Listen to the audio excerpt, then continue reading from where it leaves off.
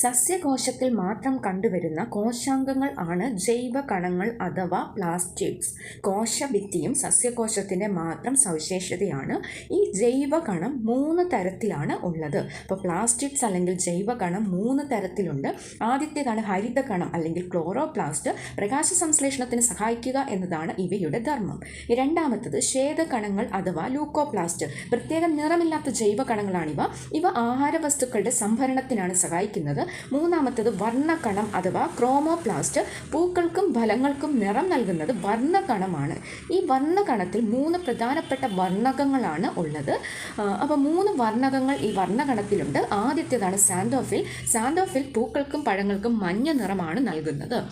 രണ്ടാമത്തെ കളറാണ് ആന്തോസയാനിൻ.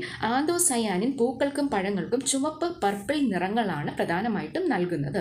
മൂന്നാമത്തെ കളറാണ് കരോട്ടിൻ. മൂന്നാമത്തെ വർണ്ണകം കരോട്ടിൻ. കരോട്ടിൻ പൂക്കൾക്കും പഴങ്ങൾക്കും മഞ്ഞ കലർന്ന ഓറഞ്ച് നിറം നൽകുന്നു.